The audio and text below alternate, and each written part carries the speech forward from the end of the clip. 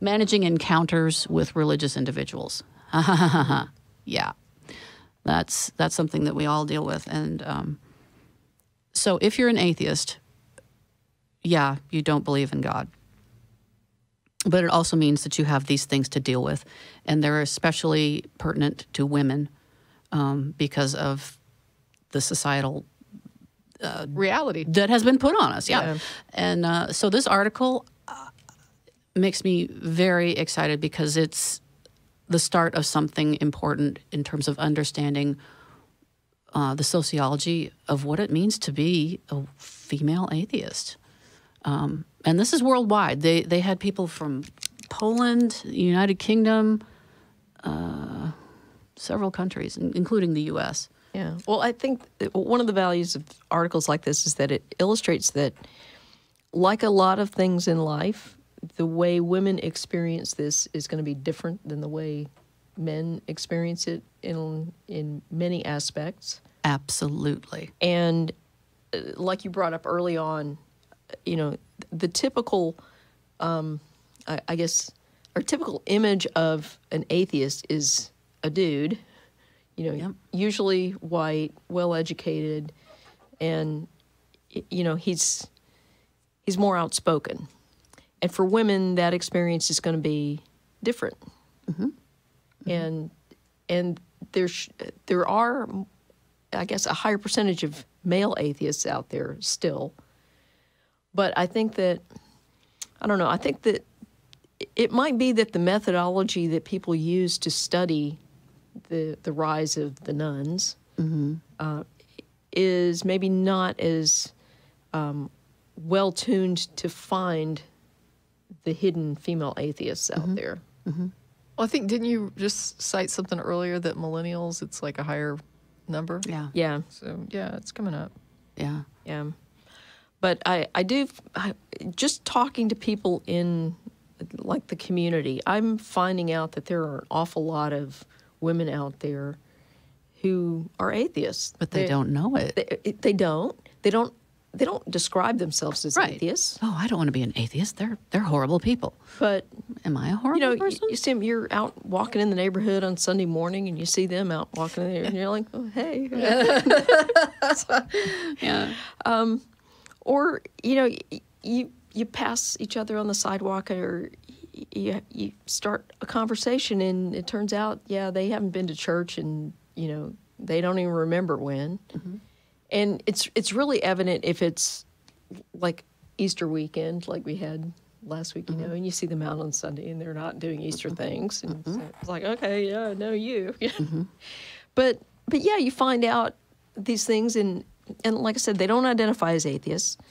They're a little scared of the term because in some cases that's been so vilified. A lot of people express they'll say, oh, I'm agnostic, because they're still wrapped around the idea that you have to be absolutely certain to declare that you're an atheist. That's the old definition. So they do that. I run into people from time to time that express some, like, vaguely deistic, kind of a weak deistic view of things. Yeah. And, well, I think there might be something, I don't know. Yeah. Yeah. So whatever. I get that. And, you know, sometimes I feel like having those conversations, and sometimes I don't. Those conversations can get a little tedious sometimes. And well, you have enough of them when you're the host over and over and over. Well, the other thing is it depends on how much I want to invest in this particular individual. You know, if it's somebody that that we're going to meet and have coffee from time to time, and maybe form a more in-depth friendship or something like that, then maybe I'll have that conversation. If it's somebody that, you know, I'm going to wave at him at the dog park once a month, and you know, I don't care. Right. So. Yeah, it's just good enough that we're both here on Sunday morning. Yeah. Walking our dogs. Yeah. One of the things about getting back to how I arrived at this article, just Googling atheist and women, I'm actually very heartened to see so many articles that talk about people of color being atheists, because only within the last few years have, well, me included, white women been kind of brought into the world of how it's different if you're a different color. And we're becoming more aware. We're learning more. We're paying more attention. And that makes me very happy. What else? Oh, I don't want to forget this. I forget this the past times we've done this. Tracie, you just mentioned a book that you were reading. Oh, yeah. I would like to encourage our listeners to go to either our Facebook page or somehow contact us. And if you have a book you would like us all three here to read, and we can give everybody out in the world enough notice that you can read it, and we could discuss the book. Mm-hmm. I would love to do that if somebody has a book that they're very interested in our opinions on. So just putting that out there. All right.